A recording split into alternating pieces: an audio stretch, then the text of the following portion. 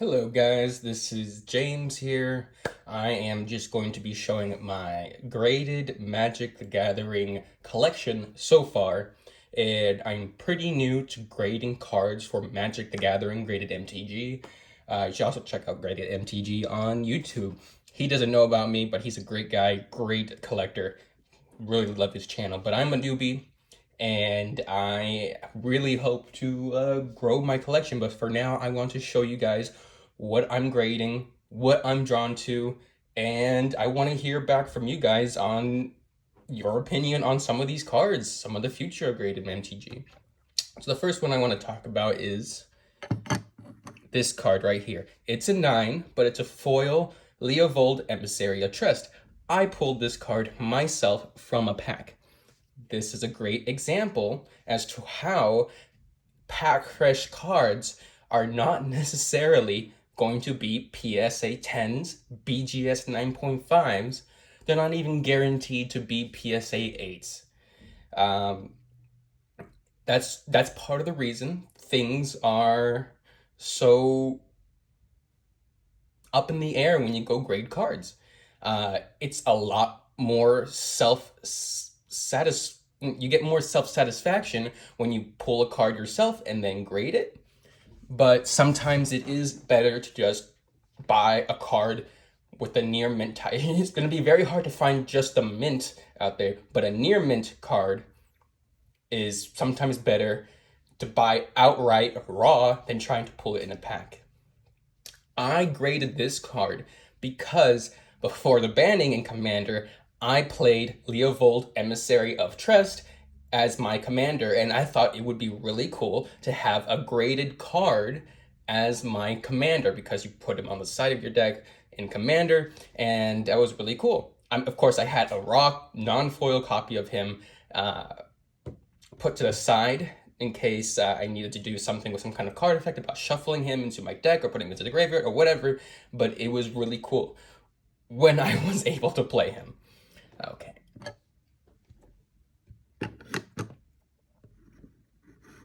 Next one is going to be Liliana of the Veil. Now, Liliana of the Veil is an iconic card, and I graded this foil version because I like the art. I'm a waifu kind of guy, and I did not want to splurge for the original Innistrad foils, so a cheaper version was her reprint in Ultimate Masters. Not the Ultimate Masters extended art, but the Ultimate Masters regular art with the original, regular frame with original art from Steve Argyle. It's foil, has the same art, I love it. She can be reprinted in the new Dominaria with different art, but I like this art in particular, as well as other Liliana arts. This one is specifically just for my collection.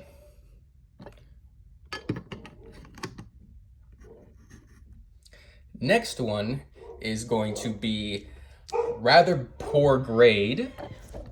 Sorry about that. That's my dog getting angry at a squirrel or something.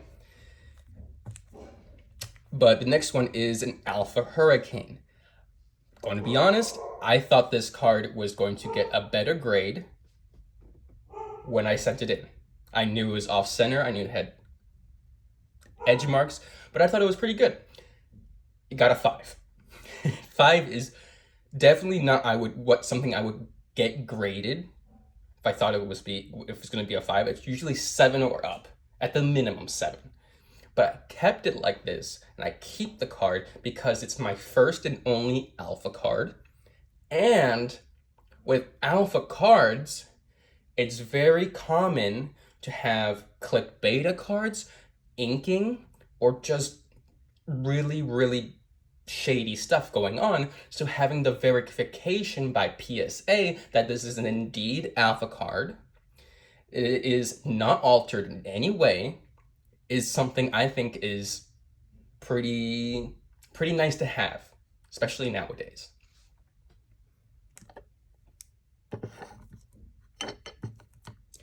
Next card is going to be Biolante, plant beast form, otherwise known as Nethroi, Apex of Death. This is the showcase extended art foil version from Ikoria, the Godzilla forms.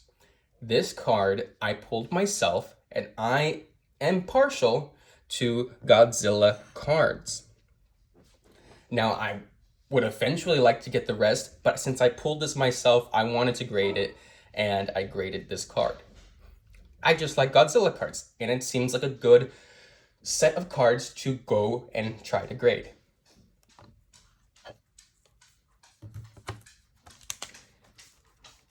Next card is going to be the Amonkhet Invocation, the Locust God from Hour of Devastation.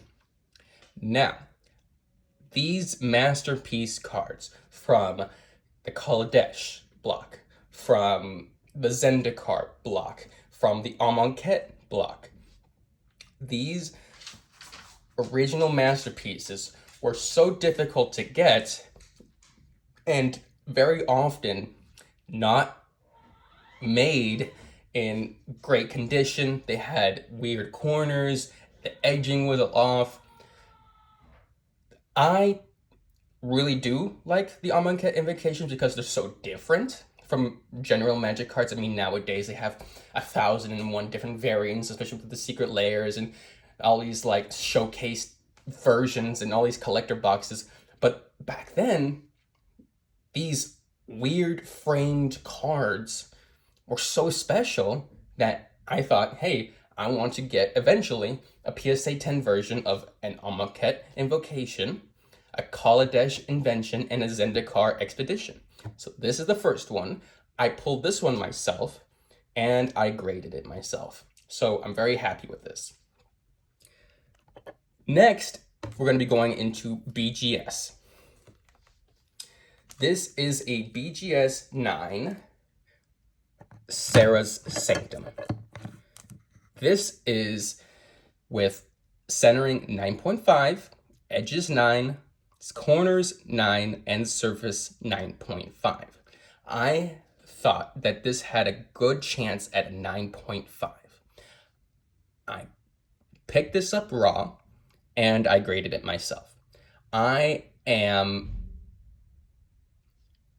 very, very close to deciding whether or not to regrade this card.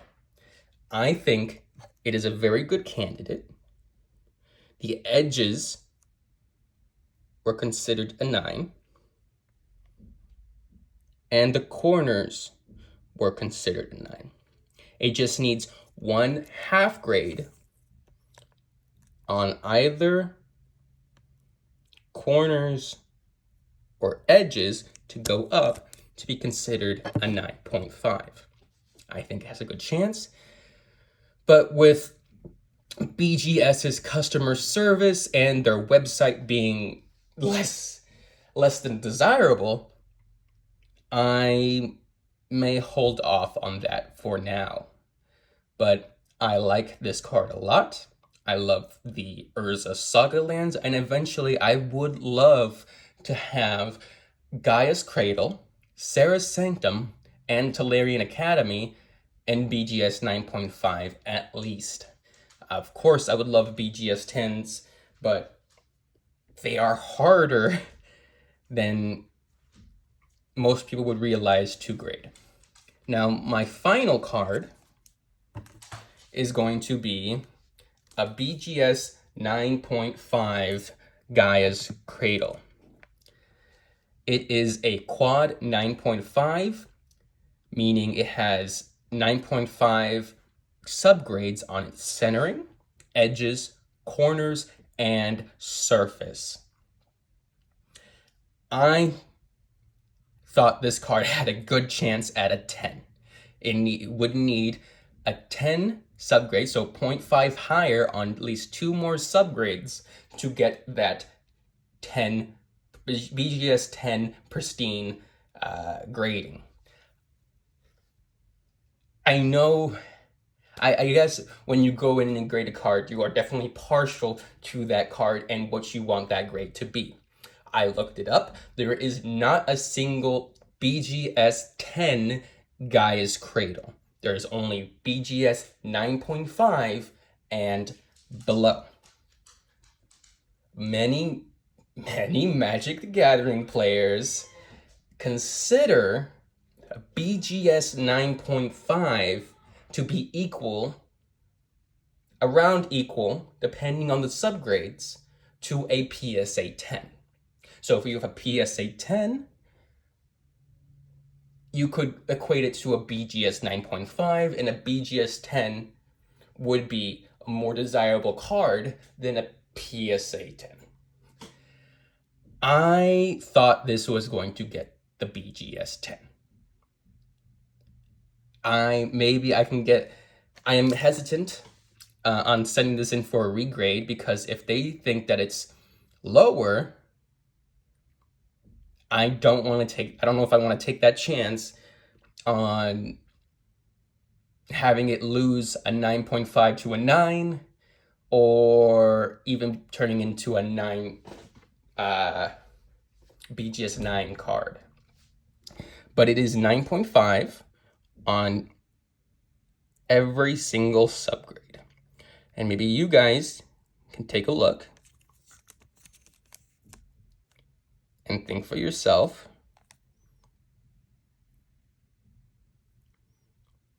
Would you regrade this card to become the only BGS 10 Gaia's Cradle? I don't know. I personally love to get my reserve list cards graded by BGS. Anything that is not reserved list, I would go with PSA. That's just a personal preference. You guys might think I'm weird for that, or you guys would do it another way, but that's how I like to grade my cards.